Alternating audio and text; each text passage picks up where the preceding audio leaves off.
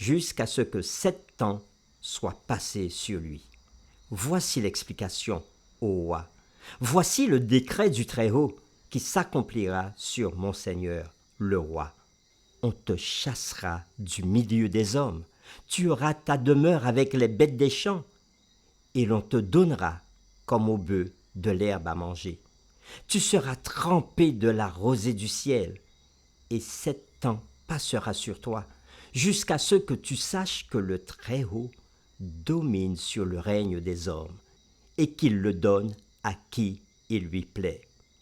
L'ordre de laisser le tronc, où se trouvent les racines de l'arbre, signifie que ton royaume te restera, quand tu reconnaîtras que celui qui domine est dans les cieux. C'est pourquoi, ô roi, puisse mon conseil te plaire, mets un terme à tes péchés en pratiquant la justice et à tes iniquités en usant de compassion envers les malheureux, et ton bonheur pourra se prolonger. Toutes ces choses se sont accomplies sur le roi Nebuchadnezzar. Au bout de 12 mois, comme il se promenait dans son palais royal à Babylone, le roi prit la parole et dit : « N'est-ce pas ici Babylone la grande que j'ai bâtie, comme résidence royale par la puissance de ma force et pour la gloire de ma magnificence ?» La parole était encore dans la bouche du roi qu'une voix descendit du ciel. « Apprends, roi Nebuchadnezzar, qu'on va t'enlever le royaume. On te chassera du milieu des hommes. Tu auras ta demeure avec les bêtes des champs. On te donnera, comme au bœuf, de l'herbe à manger. Et 7 ans passeront sur toi, jusqu'à ce que tu saches que le Très-Haut domine sur le règne des hommes, et qu'il le donne à qui il lui plaît. » Au même instant, la parole s'accomplit sur Nebuchadnezzar. Il fut chassé du milieu des hommes. Il mangea de l'herbe comme les bœufs. Son corps fut trempé de la rosée du ciel jusqu'à ce que ses cheveux crussent comme les plumes des aigles et ses ongles comme ceux des oiseaux. Après le temps marqué, moi, Nebuchadnezzar, je levai les yeux vers le ciel, et la raison me revint. J'ai béni le Très-Haut, j'ai loué et glorifié celui qui vit éternellement, celui dont la domination est une domination éternelle, et dont le règne subsiste de génération en génération. Tous les habitants de la terre ne sont à ses yeux que néant. Il agit comme il lui plaît, avec l'armée des cieux et avec les habitants de la terre. Et il n'y a personne qui résiste à sa main et qui lui dise « Que fais-tu » Oui. En ce temps, la raison me revint. La gloire de mon royaume, ma magnificence et ma splendeur me furent rendues. Mes conseillers et mes grands me redemandèrent, et je fus rétabli dans mon royaume, et ma puissance ne fit que s'accroître. Maintenant, moi, Nebuchadnezzar, je loue, j'exalte et je glorifie le roi des cieux, dont toutes les œuvres sont vraies et les voies justes, et qui peut abaisser ceux qui marchent avec orgueil. Fin de la lecture. Après cette lecture dans le livre de Daniel au chapitre 4, où il s'agit du roi Nebuchadnezzar, qu'était-il arrivé à ce roi dans ce passage?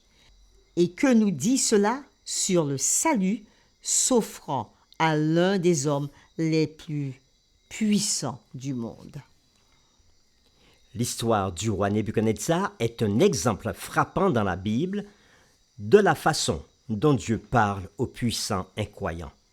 Le jugement de Dieu avait été exécuté sur lui d'une manière similaire à celle de certains rois israélites.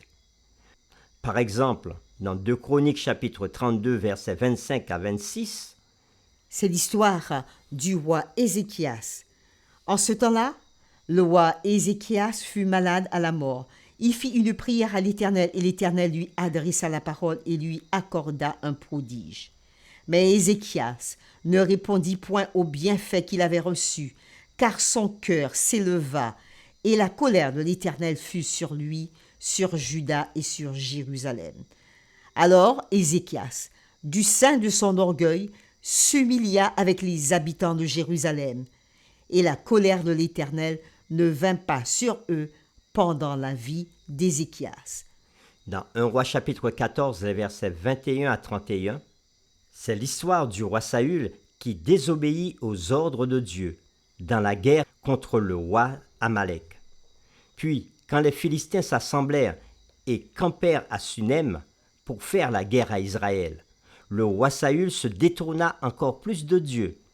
Et quand Dieu ne lui donna pas les réponses qu'il attendait de suite, il demanda à ses serviteurs de lui chercher une femme qui évoque les morts pour aller la consulter et connaître l'issue de cette guerre. Il eut l'effroyable nouvelle que le lendemain, il mourra dans cette guerre, lui et ses fils.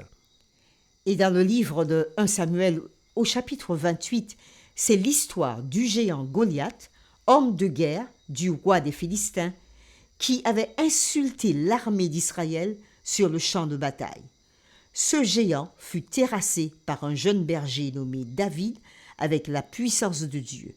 Et David, à son tour, devint roi plus tard à la place du roi Saül en Israël.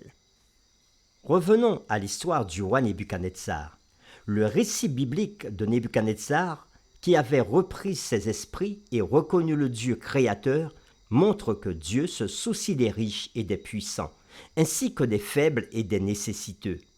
Au verset 37, l'homme le plus puissant de la terre déclare « Maintenant, moi Nebuchadnezzar, je loue, j'exalte et je glorifie le roi des cieux, dont toutes les œuvres sont vraies et les voies justes, et qui peut abaisser ceux qui marchent avec orgueil. » Oh, si seulement tous les riches, les puissants et les hautains parmi nous, êtres mortels, comprenaient cette vérité. Que pouvons-nous apprendre de cette histoire?